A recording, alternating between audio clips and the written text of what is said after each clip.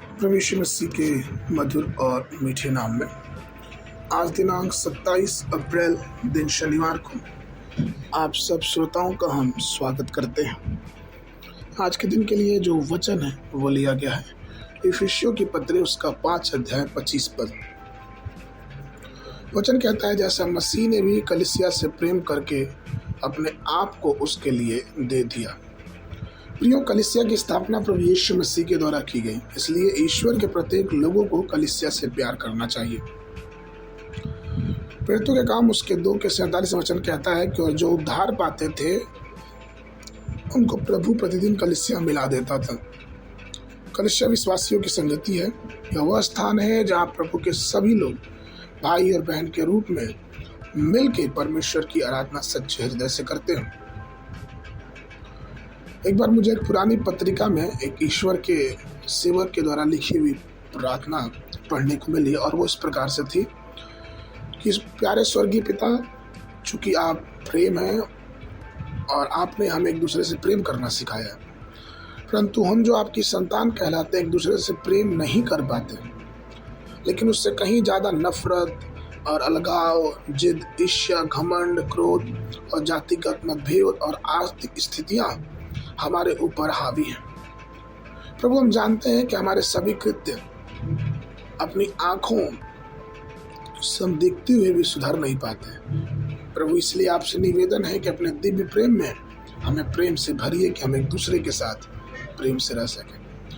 प्रिय परमेश्वर के प्रिय लोग जो कलीसिया से प्रेम करते हैं उनके लिए आंसू बहाते हैं। जब राष्ट्र में कोई परेशानी होती है, जब कलीसिया के किसी सदस्य को कोई परेशानी होती है, तो ये चाहिए कि सारे कलीसिया के लोग मिलके परमेश्वर से दुआ करें, क्योंकि परमेश्वर प्रभु यीशु मसीह कलीसिया का चरवाहा है, वही दाखलता है और हम जो कलीसिया हैं उसकी शाखाएं।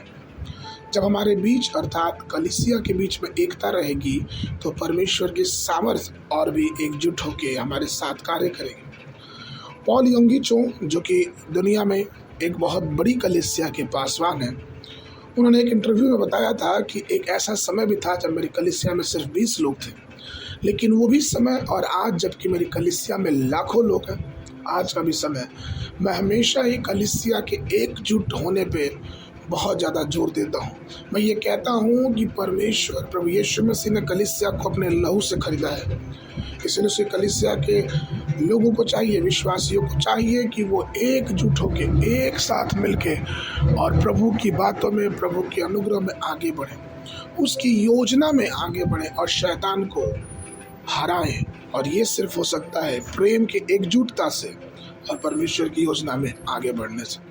सो प्रियो, आइए हम कलीसिया के प्रेम से प्रकट होने वाली सामर्थ्य को समझें और एक विश्वासी के रूप में प्रभु की सामर्थ्य में आगे बढ़ते जाएं। मनन के लिए प्रेरितों के काम उसका 4 अध्याय 32 पद। और विश्वास करने वालों की मंडली एक चित्त और एक मन के थे, यहाँ तक कि कोई भी अपनी संपत्ति अपनी नहीं कहता था, परंतु सब कुछ साझे का था।